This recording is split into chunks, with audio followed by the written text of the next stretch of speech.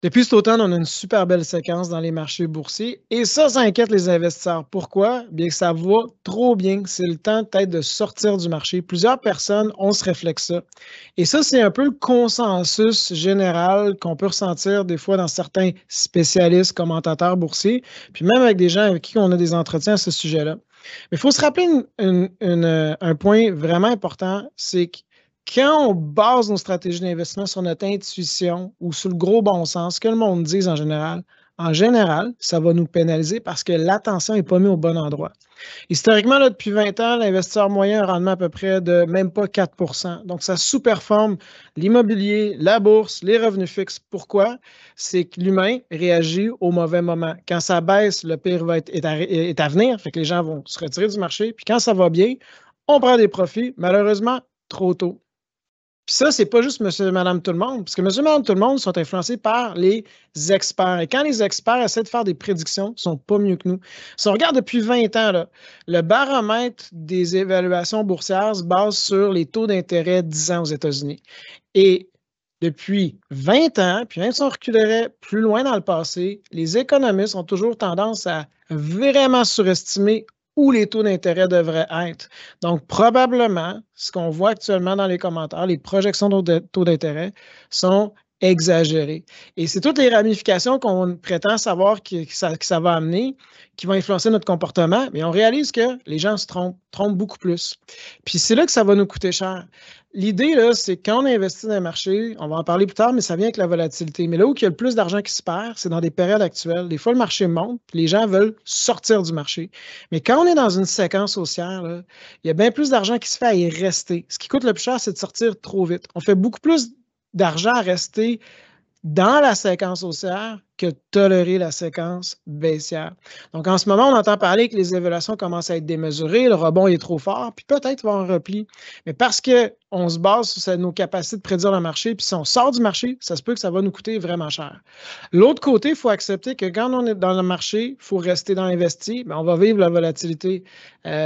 Plus qu'une année sur 3, on va vivre des chutes de plus que 20 Puis ça fait partie de la réalité. Puis quand on imagine une chute de 20 on dit on veut absolument l'éviter. Mais souvent, ces chutes-là sont récupérées dans même l'année. Et si on voit le rendement du S&P 500 depuis 1928 par année civile, et on regarde ici, j'ai identifié plusieurs années où les rendements étaient 15, 20 et même plus que 20 Et dans l'année, il y a eu des chutes qui sont souvent plus que de 15 Donc, oui, statistiquement, c'est 40 du temps presque qu'on va vivre une chute de 20 mais si on reste dans le marché et on ne panique pas, des fois même dans la même année, on peut récupérer une bonne portion de ce repli. Où les gens devraient mettre le focus? Deux choses. Première chose, c'est le temps plus qu'on est investi longtemps dans le marché, plus qu'on augmente les probabilités de ne jamais perdre de l'argent.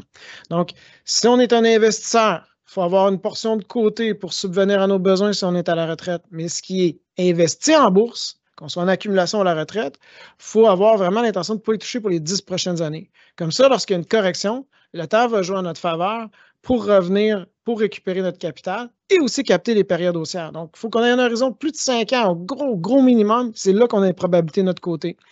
Donc, les gens aujourd'hui, on vit trop dans le sentiment de la nouvelle du prochain trimestre, de la prochaine décision de la Réserve fédérale, puis même les analystes qui mettent des cibles sur les titres boursiers, souvent c'est des projections sur 6 mois, 12 mois. Il faut se décoller de ça, il faut voir plus longtemps.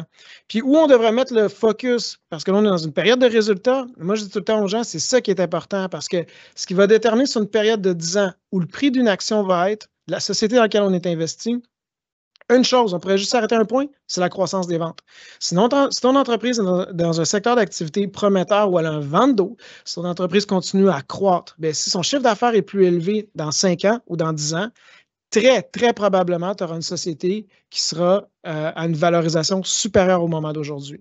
Après, on peut ajouter le levier opérationnel, les profits. Mais quand on inclut la croissance des profits avec la croissance des ventes, ça va déterminer 90 de la performance d'une action.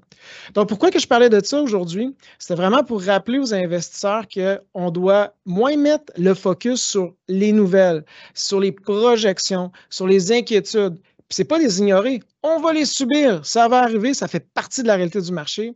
Mais par contre, il ne faut pas oublier qu'il y a autre chose où on peut mettre notre attention, c'est sur une vision à long terme où l'économie et les entreprises dans lesquelles on a investi se dirigent. Je vous remercie.